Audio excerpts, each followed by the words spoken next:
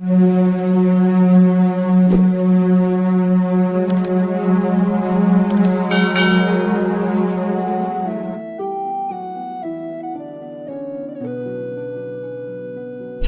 yang dirahmati Allah, Nabi selalu berpesan agar setiap muslim untuk berlaku jujur. Jujur terhadap Allah, dirinya dan terhadap orang lain, terutama pada saat dibutuhkan dengan cara mengatakan apa adanya, meskipun harus menanggung akibatnya. Seperti dalam persidangan yang menyangkut hajat orang banyak, seperti dimintai kesaksian di pengadilan, apalagi terkait dengan kasus korupsi uang negara dan sebagainya.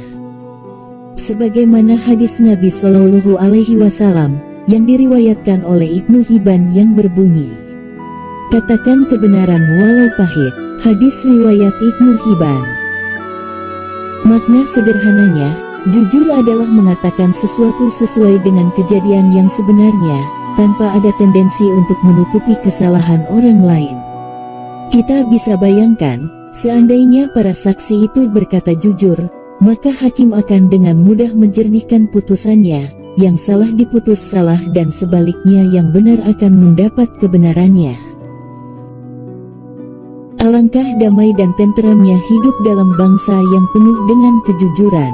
Akibat yang dirasakan dari perbuatan jujur adalah kebaikan yang merata ke segala arah, tak terbedakan mana penguasa atau rakyat jelata. Pendek kata, kejujuran menjadi pintu masuk semua kebaikan. Sebaliknya, kebohongan membuka jalan lebar kepada keburukan. Uniknya di dalam perbuatan bohong, untuk menutupinya butuh kebohongan yang lebih besar lagi dari kebohongan semula. Kejujuran rupanya mempunyai pertalian erat dengan akidah. Seseorang yang akidahnya kuat akan selalu berbuat jujur karena merasakan kemahahadiran Allah Subhanahu wa Ta'ala. Setiap gerak dan langkahnya selalu merasa diawasi oleh Allah yang Maha Mengetahui. Rasulullah Shallallahu Alaihi Wasallam bersabda yang diriwayatkan oleh Aisyah radhiyallahu anha, dikatakan bahwa sifat yang dibenci oleh Rasulullah adalah bohong. Kalau ada orang yang berbohong sekali, maka tidak akan hilang dalam ingatan Rasulullah sampai orang itu bertaubat. Mengapa bohong itu sangat serius dan jujur sangat penting? Itu karena jujur adalah pintu kebaikan, sedangkan bohong adalah pintu kejahatan. Artinya, kalau yang kita buka adalah pintu kejujuran, maka akan masuk semua kebaikan. Sebaliknya, bohong adalah pintu kejahatan. Kalau dibuka pintu kebohongan, maka akan masuk seluruh kejahatan. Sahabat yang dirahmati Allah, ada seorang yang datang kepada Rasulullah ingin memeluk agama Islam, tetapi ia hobi berzina. Persoalan tersebut jika dibawa kepada seorang psikiater, mungkin resepnya akan beraneka warna.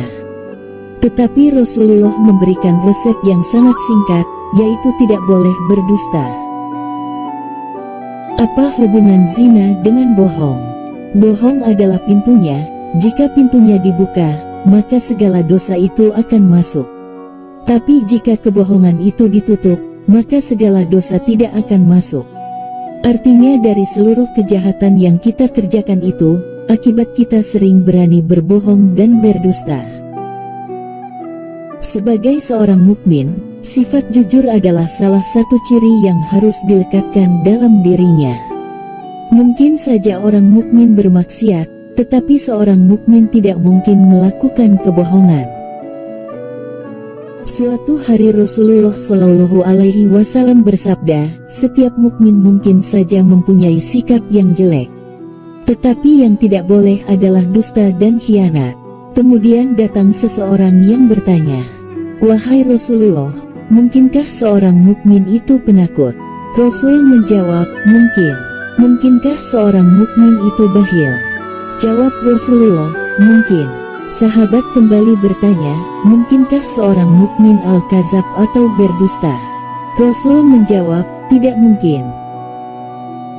Sahabat yang dirahmati Allah, terkadang kita berbohong, tetapi dalam kesadaran diri kita tidak merasakan bahwa ada masalah besar dengan akhlak kita, Padahal sekelumit kisah di atas, seolah-olah larangan keras dari Rasulullah untuk orang-orang yang berbohong.